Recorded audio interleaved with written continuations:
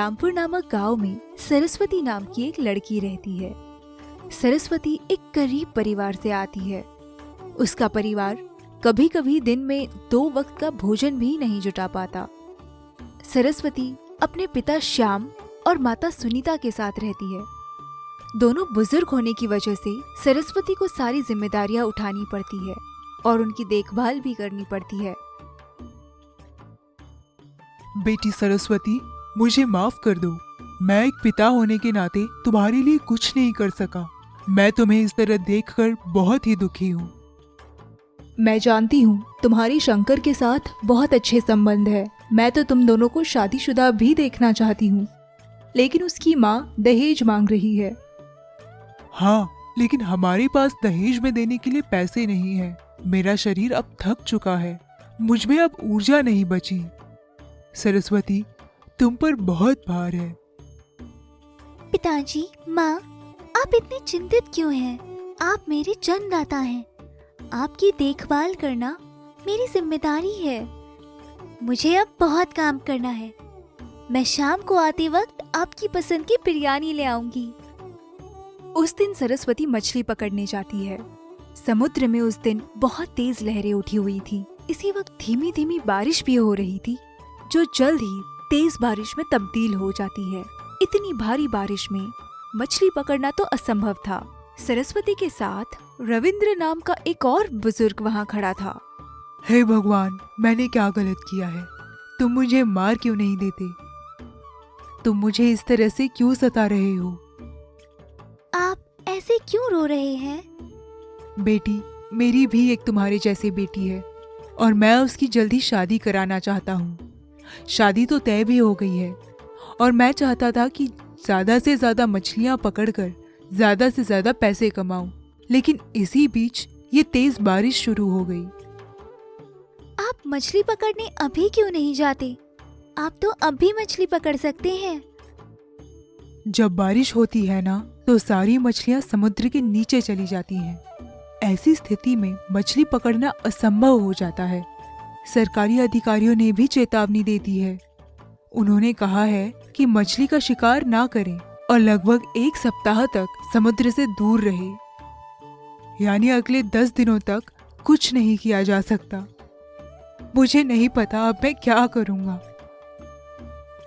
चिंता मत करिए, सब कुछ ठीक हो जाएगा। सरस्वती अपने घर के लिए निकल जाती है। वो अपने माता पिता को घर के पास कुछ बात करते पाती है। सुनीता शाम को कुछ खाने के लिए देती है। हम तुम्हें ही ढूंढ रहे थे। बहुत तेज बारिश हो रही थी बेटा। हमने सोचा कि तुम घर जल्दी वापस आ जाओगी, लेकिन तुम इतनी देर से आई हो। आज मछली पकड़ना ठीक नहीं रहा, इसलिए मैं बिरयानी भी नहीं ला सकी। लेकिन मैं आप लोगों के लिए घर में ही बिरयानी बनाऊंगी। मैं आधे घंटे में अभी फिश बिरयानी बनाकर लाती हूँ। बहुत दिन हो गए हैं तुम्हारे हाथ की बिरयानी खाए। जल्दी से बनाकर लाओ। सरस्वती गरम गरम बिरयानी बनाती है। श्याम और सुनीता सरस्वती द्वारा बनाई गई बिरयानी का मजा उठाते हैं। उन्हें वो बिरयानी बहुत ही स्वादिष्ट लगती है। अगले ही दिन सुनीता उसी तेज बारिश में दोबारा मछली पकड़ने जाती है। बस वहीं वो रविंद्र को मरा हुआ पाती है। वहीं रविंद्र की लाश के पास उसकी बेटी रो रही थी। उस घटना को देखकर सरस्वती का मन भर आता है। वो घर आती है और अपने माता पिता को सब कुछ बता देती है। वो काफी दुखी है। हम जैसे लोगों के साथ ही ऐसा क्यों होता है? शायद हमने ही कुछ पाप किया है। रविंद्र, जिनके साथ मैं रोज मछली पकड़ने जाती थी, वे आज मर गए। जब भी वे मछली पकड़ने जाते थे तो बड़ी शार्क पकड़ा करते थे। मुझे समझ नहीं आ रहा कि उन्होंने आत्महत्या क्यों की। आजकल हर दूसरा व्यक्ति उदास है। जब हमारे साथ कुछ दुखद होता है तो हम जैसे कई लोग दबाव में आंसू बहाते हैं और फिर अपनी जान ले लेते हैं। बेटी सरस्वती, उदास मत हो। सब कुछ ठीक हो जाएगा। माँ, तुम अभी तक सोई क्यों नहीं हो?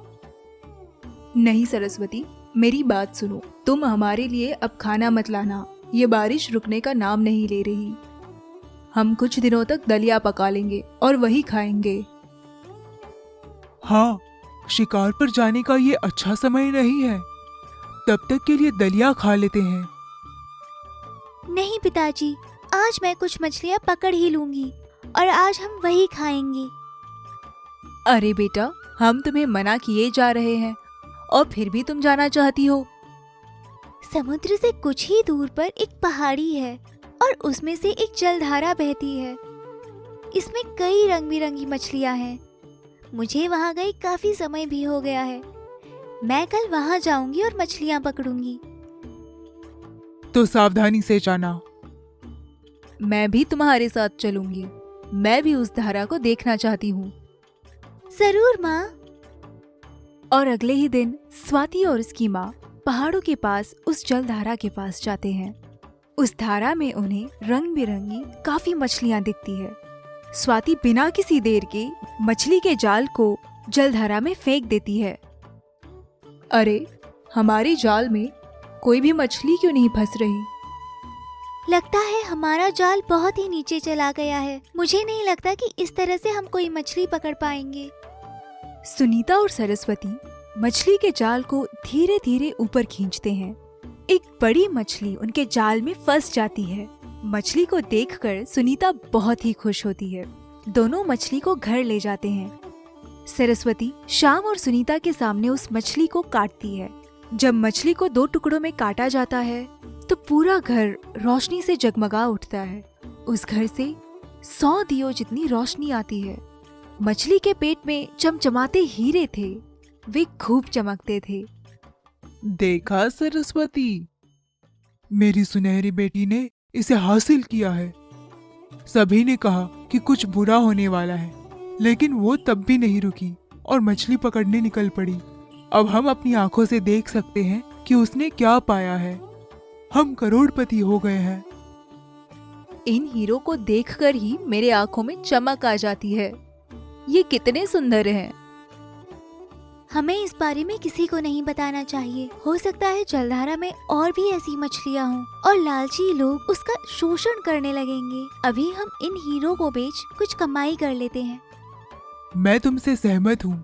सरस्वती और उसका परिवार मछली के पेट से निकले हीरो को बेचकर 2 महीनों में ही करोड़पति बन जाते हैं। उनके पास अब एक बड़ा बंगला है, एक कार है और घर में काम करने के लिए नौकर भी। जैसे ही वे अमीर होते हैं, वे सरस्वती की शादी शंकर से करा देते हैं।